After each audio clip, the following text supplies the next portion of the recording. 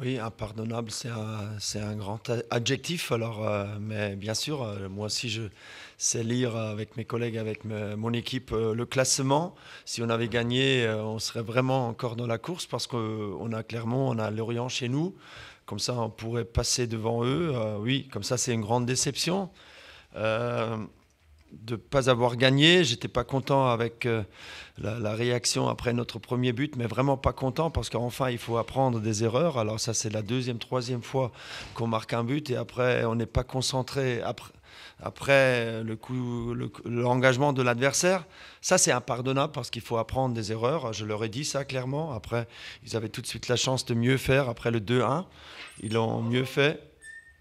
Mais on a oublié de marquer le troisième but, ce qui était possible. Et après, c'est le Tarat, je crois, le grand défenseur. C'était seulement possible de marquer sur coup de pied arrêté. Il l'a fait. C'est un bon joueur. Il est très grand. Il est fort de la tête.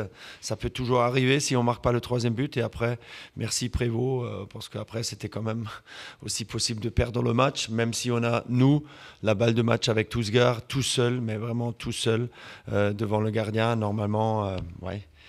Ces buts, on n'a pas marqué, quand même une déception, mais je dis à l'équipe, on n'a pas trop le temps pour être déçu, parce que demain c'est mercredi et on joue vendredi. Alors il y a quand même la fête chez nous pour la venue de Lorient, imaginez. Alors je pense quand même au résultat, si on bat Lorient, on a la même hauteur que Lorient, hein, c'est déjà quelque chose. Alors, mais on joue jusqu'à la fin, alors on a montré notre talent, on a montré les possibilités, mais ouais, il manque quelque chose. Alors des matchs comme ça, il faut gagner, comme la semaine dernière, comme à Niort. Après, bon, c'est pas le moment encore pour une très très grande analyse, mais quand même déception de ne pas avoir gagné ce soir à Valenciennes.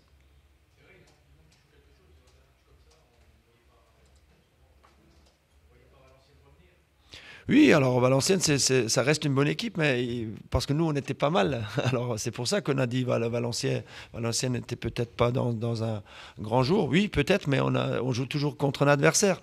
Mais c'est la vieille règle, vous connaissez comme moi, si on marque pas le troisième but, si on se met pas à l'abri, alors on risque toujours d'encaisser un but, souvent sur coup de pied arrêté, ce qui nous est arrivé. Alors vraiment, je dois me contrôler là, parce que ça c'est dans le foot professionnel, c'est peut-être impardonnable.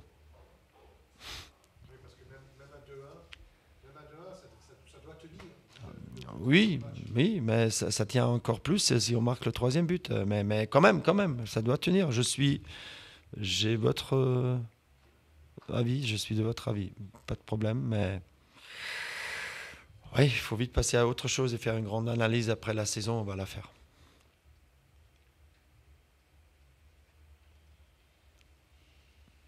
Bonne soirée, bonne soirée. À, à l'année prochaine, on ne sait jamais. On sait.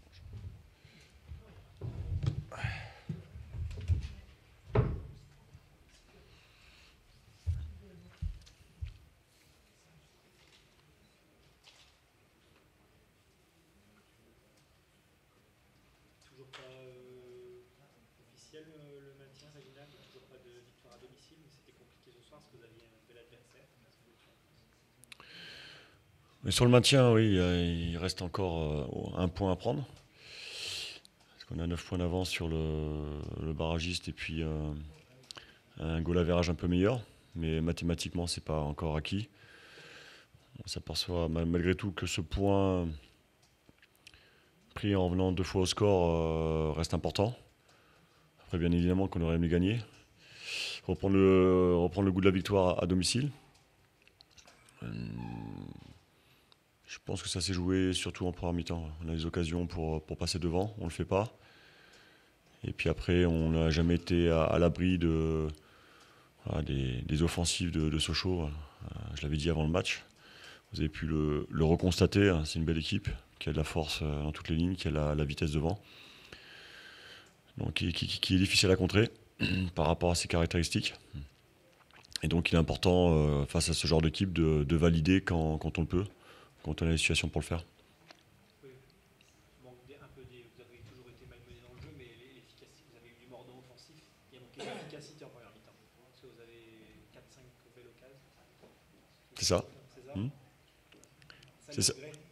Oui, après l'idée c'est qu'à travers le jeu, on se crée des situations.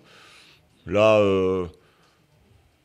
dans le jeu, on n'était pas forcément très fluide, mais au fil de la première mi-temps, on a commencé à trouver des situations intéressantes. Et sans être très fluide, on a 5 occasions nettes, je crois. On en converti qu'une, donc il aurait fallu passer devant au score. Peut-être qu'on aurait vu un autre match. Après, c'est intéressant de revenir 2 fois au score. Ça prouve qu'on n'a pas lâché.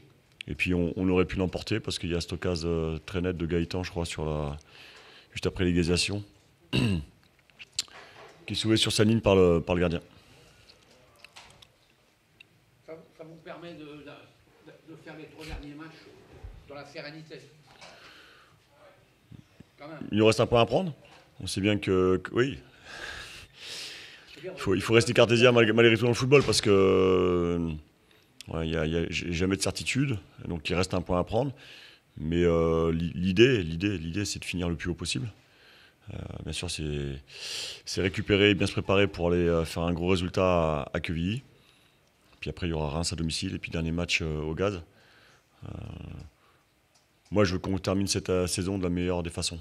Voilà. Elle aurait été dure, âpre, elle n'est pas finie. Des compétiteurs, on doit le montrer sur chaque match. Aujourd'hui, on avait affaire à un adversaire très dangereux, qui joue libéré, qui a encore un coup à jouer sur les barrages et qui a des joueurs à fort potentiel devant. Et le montre à chaque match. Voilà. On n'a pas su faire la différence quand il fallait, donc on s'est pas mis à l'abri pour pouvoir à un moment donné gérer le match différemment.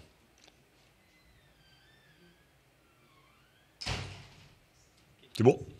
Merci.